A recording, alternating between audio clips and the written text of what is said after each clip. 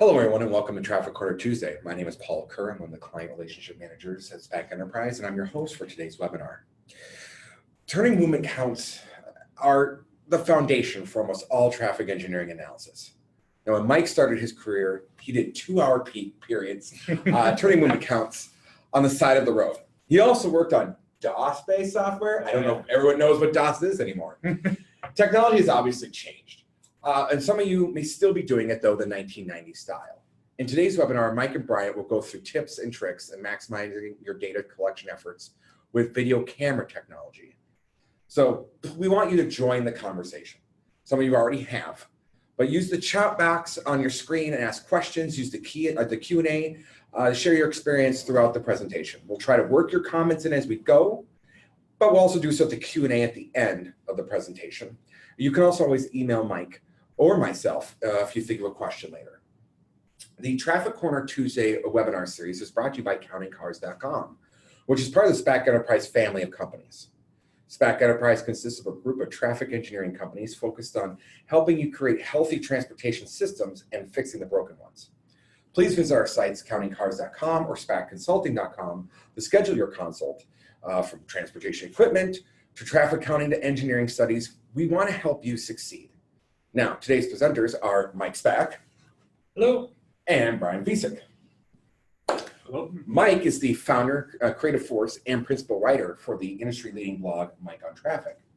Bryant is president of SPAC Enterprise and regularly contributes to Mike on Traffic, as well as co-hosts these webinars with Mike. Mike and Bryant are licensed professional engineers and certified professional traffic operations engineer. Their combined experience of managing over 5,000 turning movement counts and inventive technology to make collecting the traffic data faster, better, and cheaper.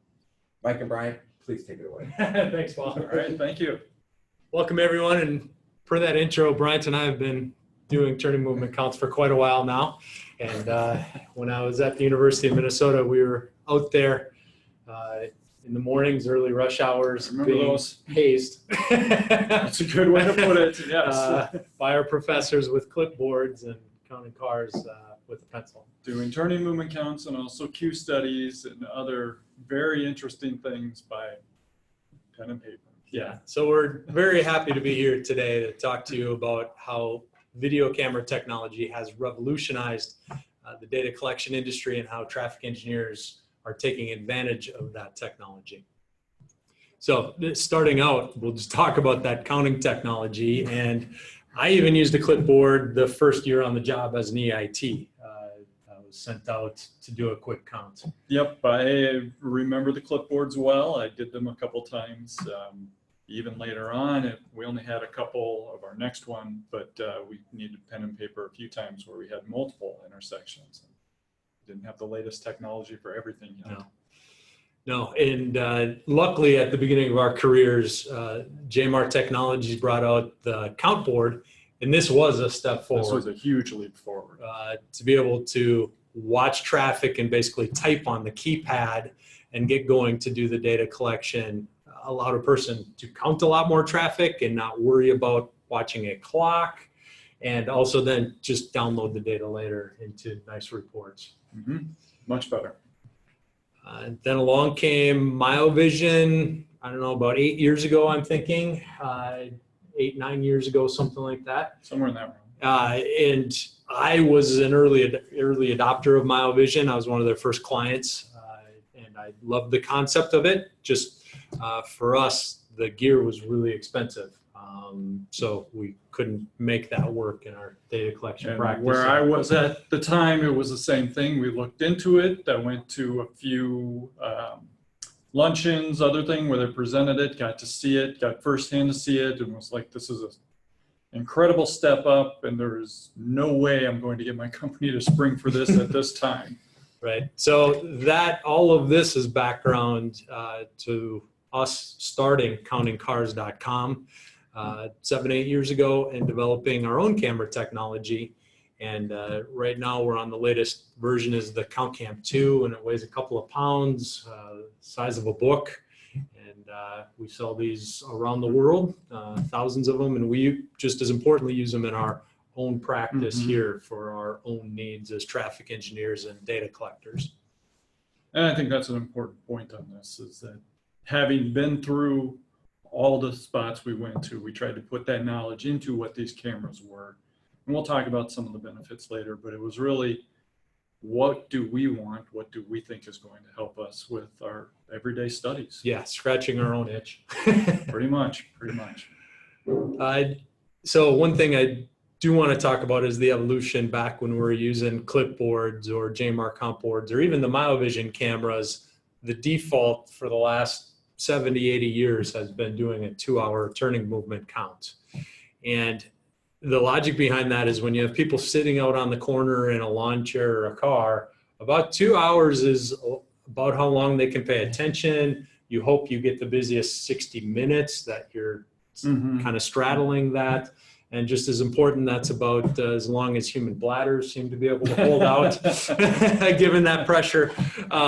So for a long time, there are great reasons to do 2-hour turning movement counts. But now with the advent of the video camera technology, we've greatly expanded that. We did a whole Traffic Corner Tuesday webinar on how we've switched to 48-hour turning movement counts. So go look that one up and all the benefits of those 2-day turning movement counts. But really here in our region, folks are no longer doing the 2-hour peak hour turning movement counts. They're doing at least 13 hours. Yep, 13 hours. So that'd be about 6 a.m. to 7 p.m. And just like Mike said, we've done a great job of shifting at least our regional area here, followed our lead in moving that way. And that allows you to get just the full movement. You're covering your standard AM, PM peaks, but you also get your lunch peak. If there happens to be a big rush, you can capture that and see it. And then with all that data, it helps you as well for warrants and just other aspects that you're looking into where you may need to look at an 8-hour warrant. And before we had to make various assumptions and translate other data into that. Now we have the turning movement counts that we can use specifically for it. So big leap forward as we moved away from the peaks into longer 13-hour counts. And by having the longer counts and even having the video for even longer, it always bothered me when I was doing a 2-hour turning movement count. Let's say we're doing 6 to 8 a.m. for that turning movement count, yet the peak hour was from 6 to 7 a.m. It was always in the back of my mind, well, was the peak hour really 5:45 a.m. to 6:45 a.m.? Did I do bad analysis? Would I be called out on this at a public hearing? Would the clients notice? Should I redo that count? So having the video and even recording longer than the 13-hour, but not counting it, kind of gives that peace of mind. So let's dive into why is some of the real benefits we're going to get to of going with the cameras and how we utilize them. But I want to open up a spreadsheet here to talk about how it shifted the economics of getting turning movement count data. And hopefully we get this loaded up here. Here it comes. All right. So we put together what we're calling the turning movement count cost analyzer. And let's just start out with some basic assumptions here. Number of intersections with more than 2,000 cars entering during the peak hour. This is usually a busier traffic signal. For our traffic studies that we're doing, we typically have 1 or 2 of those. And then we have more minor intersections and signal that has less traffic or just a stop sign control. Or if you're on a development, just the access driveways, making sure you get those intersections. So on average, we have 4 of those. And this is a big distinction. If you're putting people out on the intersection, our rule of thumb was always if it's more than 2,000 vehicles, we wanted 2 people at the intersection with JMR countboards because 1 person couldn't keep up accurately was our experience. So that'll play later. Hourly pay here in the Twin Cities, interns are making in the neighborhood of upwards to $15 an hour, 13 to 15. Distance from the office, let's just call it a project that's pretty close, 10 miles away. And ideally, even though our default at SPAC Consulting is 48-hour turning Yep. movement counts for our studies, and again, go back to the other webinar to see why we do that. But let's just assume your region is doing 13 hours. So let's walk through what we have going on in the spreadsheet then. Over here with the count board, just one person doing a 13-hour count is not possible. They need breaks. You need to rotate in and out. They got to be very expensive with all the staffing needs. So that left yellow column is assuming we're doing a 2-hour AM, 2-hour PM count with JMAR count boards. And we would need 2 people at that busy intersection and 4 people over at those, for those 4 minor intersections. Then over here under either Mile Vision, the count cam plus having the count cloud service provide the data. So that is just like Mile Vision, same service. Or we also sell the count cam with a count pad that allows you to do the turning movement count at your own speed and control it variably, and also take breaks and refresh that stop at the end of the day, come back in the morning, get right up where you left off. It's a software package that allows you to complete counts with the video you recorded rather than having someone else do it for you. So just a way to do stuff on your own. And we found that at busy signalized intersections, our folks with the count pad can do it at about 2 times speed. So a 13-hour count takes 6.5 man hours. But at these lesser volume intersections, well, sometimes we can do them at 20 times speed, but we average about 4 times speed. So we're doing just over 3 hours to get 13 hours worth of data. Mm-hmm. So let's go through the kind of the cost calculator then. Big difference here is at those 5 intersections with using the old-fashioned count boards, you're just getting 20 hours of data. But our assumption over here is the 13 hours per intersection times 5, you're getting 65 hours. The field data, you need people out at the intersections. You need to get them early to make sure they're set up properly and manage them. You're looking at about 38 hours of person time to get. So this is physically sitting out there for those peak hours and counting it. So it's, again, very labor intensive having somebody out there. Where setting up for those peaks. Yes, so but setting up the cameras round trip takes a couple of hours. It takes about 10 minutes to set up a camera. Then back in the office, downloading all the JMAR count boards, getting all the data right, that is also time consuming. Whereas uploading the videos, whether it's to Mile Vision or Count Cloud, that goes fast. If you want your intern to do the counting, there stacks up about 20 hours worth of staff time. And that represents what Mike was talking about earlier. With our software, if you've got the video, you can watch it at 2 or 4 times speed and doing that faster, in some cases, but that's our defaults and how we would calculate how many hours it takes to go through those videos and get the counts you need. Yep.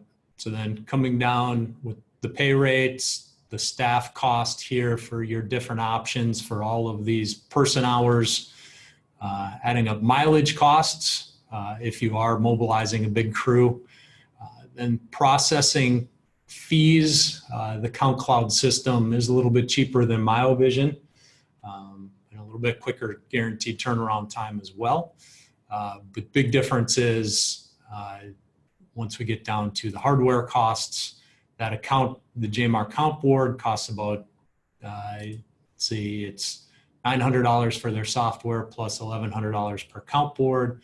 Over at Mile Vision, they're in the ballpark of $5,000 per camera. If you're buying just our count cams, those with an extra booster battery pack are in the neighborhood of $1,500 each. And then the Count Pad, Count Pro software is about $1,500 as well. So those are the hardware costs. Just to summarize that, we're assuming you have enough equipment to cover those 5 intersections. So if it's JMAR, you've got 5 boards that you can hand out to people and they can do the counts. If it's on the camera end, you've got 5 cameras, you're setting it all out at once. So this is definitely our preference, and how we do it is to capture everything at once. Right. We're not going to get into if you have 1 or 2 cameras and you spread your counts over 2 or 3 weeks, that's a whole different calculation. Yeah, and it adds a lot of engineering time to balance out that data and figure out what's right and what needs to be massaged. So to pull this into summary, a couple of assumptions here is we've summarized the data down into a couple of charts. And the big assumption here is you have one intern and you have them, they can count for 12 weeks during the summer. So with that 12 weeks, an intern could certainly handle either of these two options, the MyoVision or the CountCam plus cloud. That's probably about half a day's worth of work for them total. But if they're doing the count themselves, then you're getting up to half a week to 3/4 of a week. But that means an intern can count 60 intersections over the course of just their summer break. And most jurisdictions aren't doing that many counts based on our experience. And there are a lot of consulting firms that aren't doing that number of counts.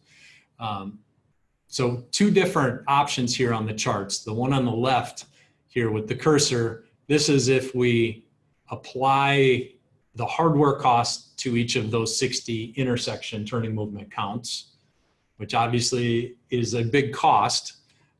But with taxes and everything, you don't have to spread the amortization out. You can take the deduction in year one. So this first chart is per count cost, that if you have an intern with the count cams and the count pad, that is clearly the least expensive way to do it. The MyoVision, because their video cameras are so expensive, that's the most expensive. And I do want to say over here on the JMAR count board, you're still mobilizing a big crew and you're only getting those peak hour counts. You're not getting the benefit of the 13-hour counts. So you may have to do more with warrant analysis. You may miss peak hours. There's lots of disadvantages to that we'll be getting into. And then using the Count Cloud service is a little bit more expensive. Coming over here, if that was year one, year two, let's assume the hardware cost we take out of it, then we come back and look at just getting those videos or those intersections processed.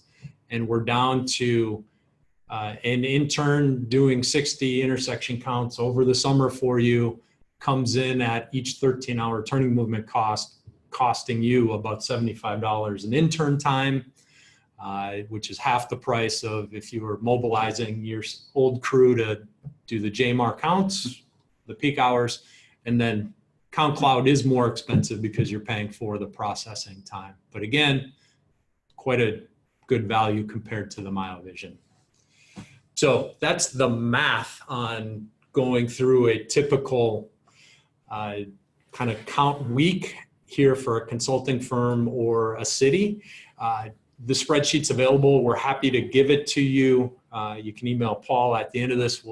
So you can play with the numbers yourself, but let's just, for kicks, put 5 in if it was in 0. If it was just a signal, your jurisdiction just did signal retiming projects, you can see what the costs look like if you were doing these counts for signal timing. An amazing savings if you were just doing busy intersections.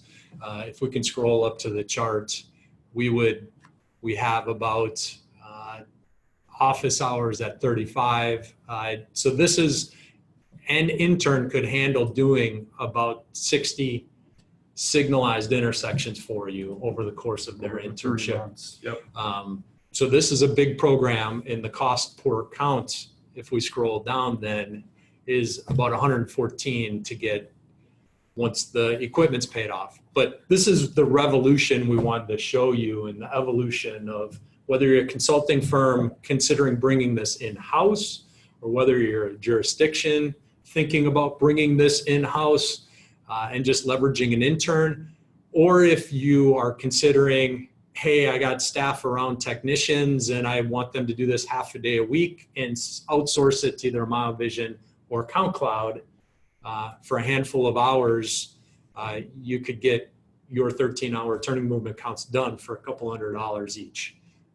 which I know our Traffic Data Inc. service, our company, we charge quite a bit more than that here when we do the counts. Now, there is benefit to totally outsourcing stuff and just knowing you're getting the data back, but you are paying for that service. Yeah.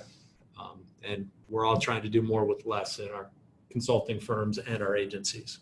Yeah, and that's another thing to point out as we looked at the evolution. If we started with JMR, even assuming you're only doing the peaks, there's a lot more management involved in that, which is not accounted for in this. You have to make sure you have the people that can go out, and it really starts to add up if you're still doing things manually. So cameras are definitely the way to go. And as we're pointing out, the cameras we use, count cams, we think those are spot on, just the way to go. We use them all the time.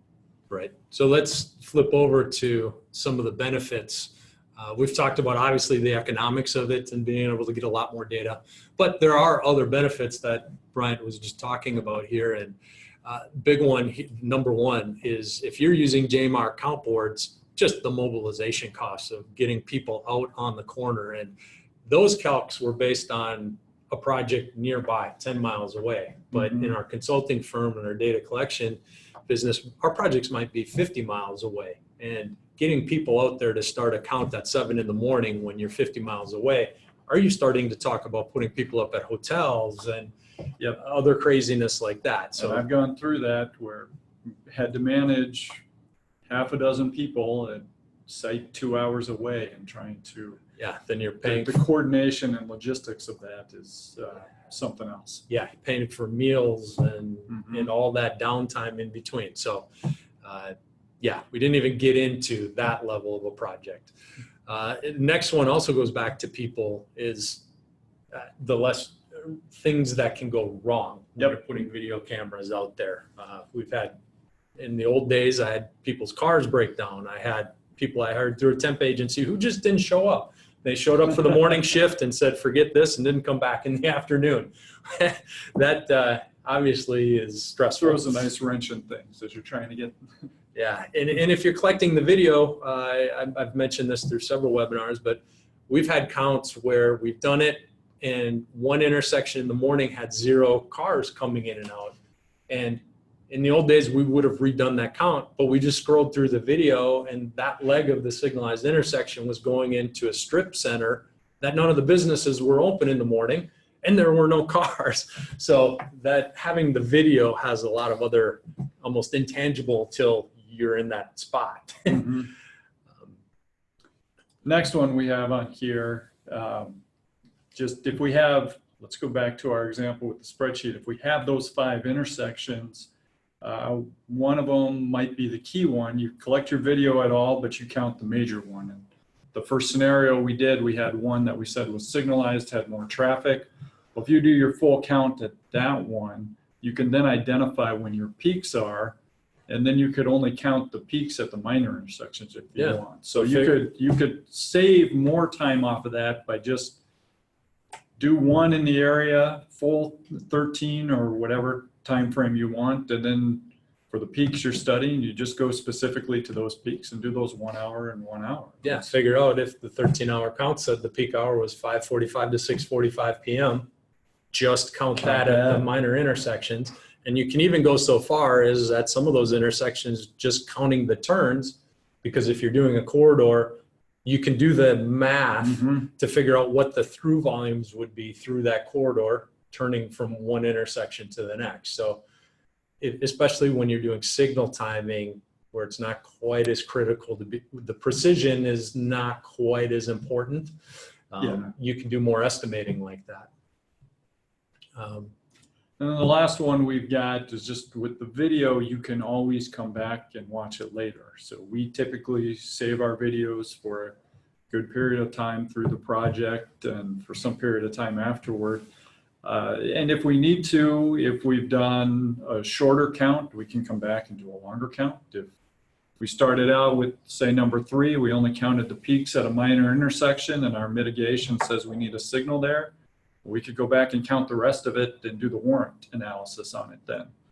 And another great point, the first one is your engineers who are working on this, they can use the video to be out there watching it and see what happens, where are the queues building up, what does it look like. And it's a great tool, so they don't have to physically be out in the field. They can go look at it. They can look at a really condensed 15 minutes if they want, or whatever they need to look at.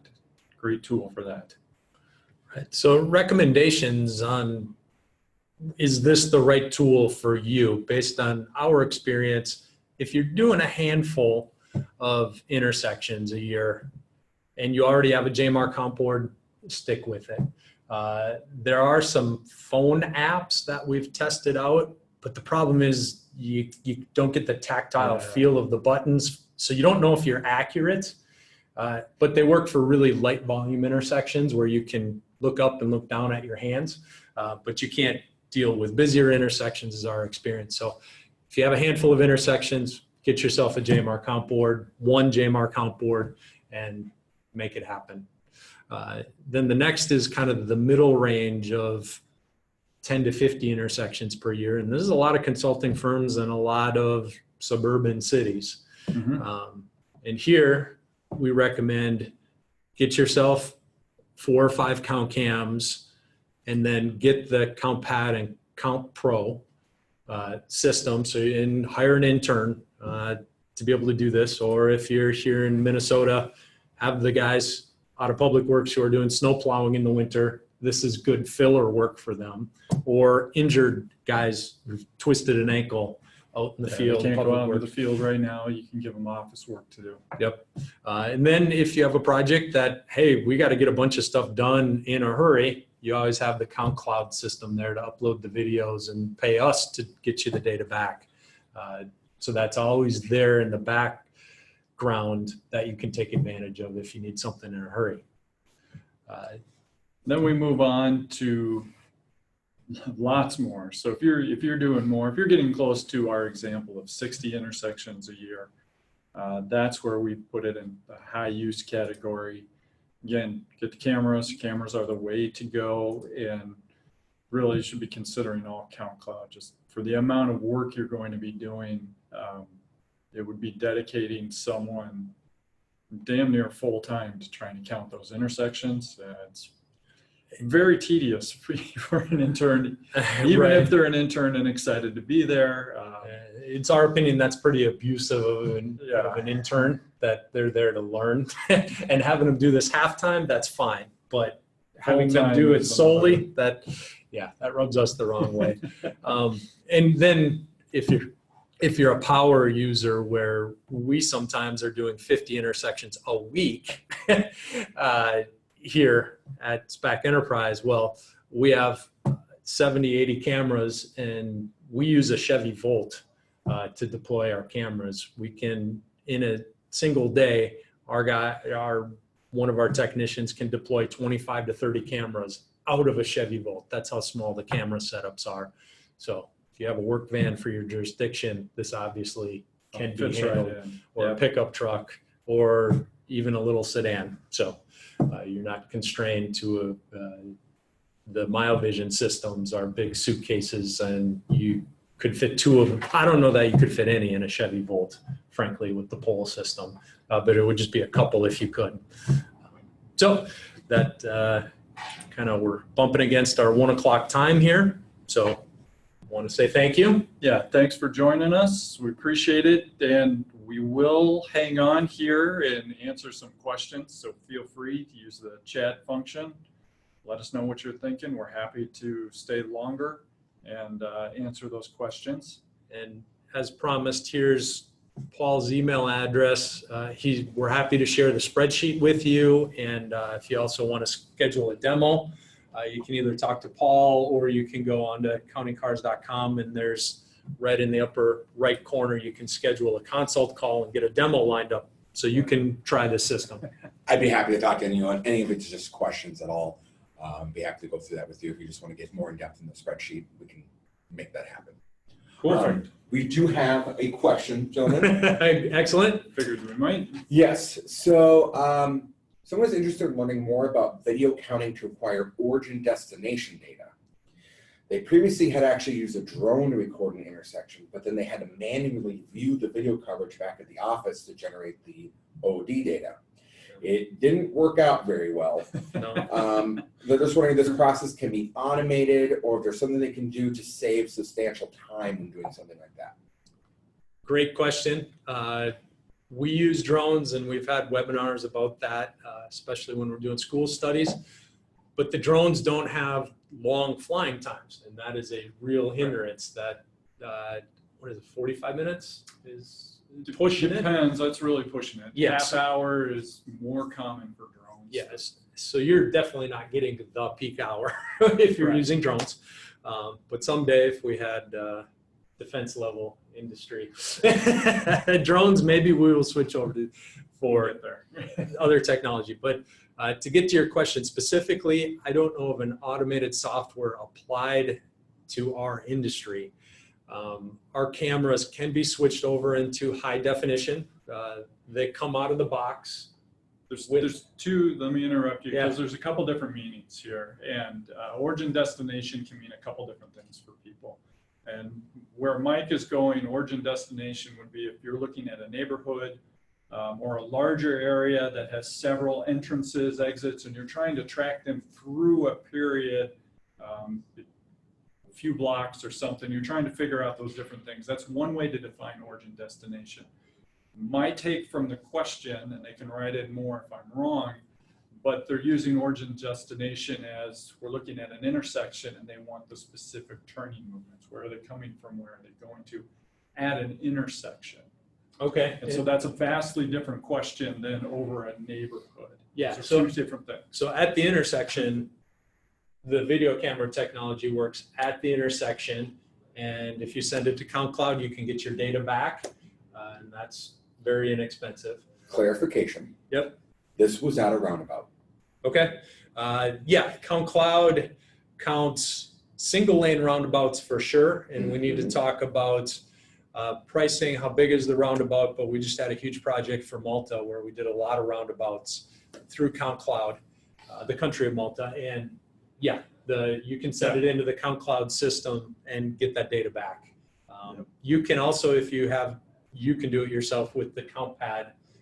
And I believe we have videos on how to do that. So but again, assuming we've understood the question right, looking specifically at that intersection, absolutely, the video is right there. It's not way up high like a drone. You're closer to ground level. You can see all the movements. You can see where specifically they're coming from, where those turning to, and capture all those movements and count them, either with the software or, again, providing that video to CountCloud and having it count for you. Right. If you're doing it yourself, our experience is you have to go one leg at a time and maybe even one movement at a time. So you're going to be watching that peak period video over and over again For a roundabout. For a roundabout to get, okay, I'm going to count the left turns for this 2 hours, rewind it. Okay, I'm going to count the throughs. Okay, I'm going to rewind it. And you can make so there is that little nuance with the roundabout that you really have to track those vehicles through. With the standard intersection, you should be able to capture at least two of the legs, depending on how busy it is. And if it's not that busy, you can capture all four at once and get through them quickly. Yep. Okay. Any other questions, That's Paul? all we have. Okay. Thanks, everyone. All right. Appreciate it. Feel free to reach out. Love to talk to you more about how we're using the technology and if it can fit in for you. Take care. Thank you.